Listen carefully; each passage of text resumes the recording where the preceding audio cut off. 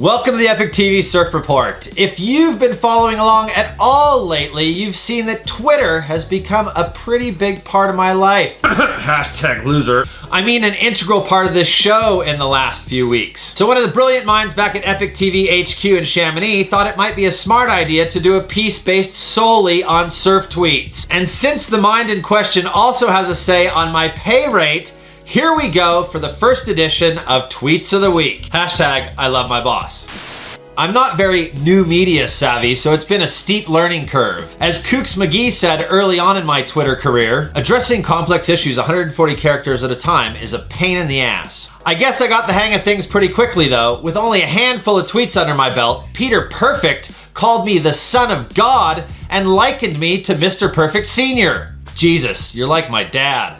And while I signed up for the service to keep an eye on all things surfy, I quickly found out that Twitter can be very informative about other things as well. Thanks to Google Facts, I now know that there are towns named Cool, Weed, and Hooker in California. What I don't know is how Google Facts found me without me finding Google Facts first.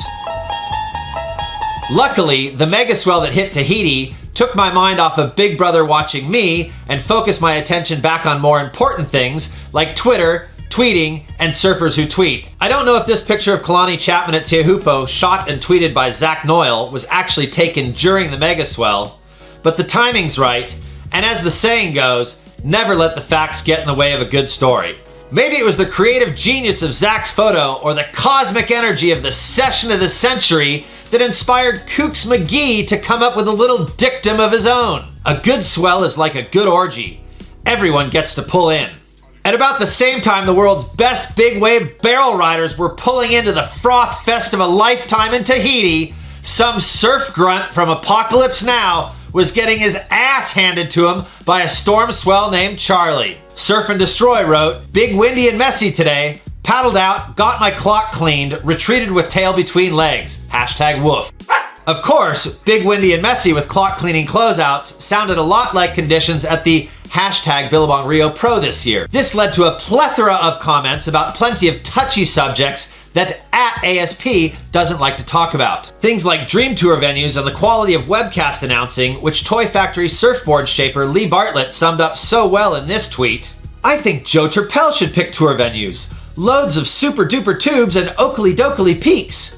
Thanks for the input. You can go back to watching reruns of The Simpsons now, Lee. Nihilist999 was in a congratulatory mood after Damien Fahrenfort's announcing in Saquarema. Congrats to Duma's Rumors for some epic commentary during the Brazil Prime. Didn't understand him half the time, but that made it funnier. It was probably so good because Duma apparently had a splendid time in the land of the Caipirinha. Check back tomorrow for part 2 of the inaugural edition of the Epic TV Surf Report Tweets of the Week.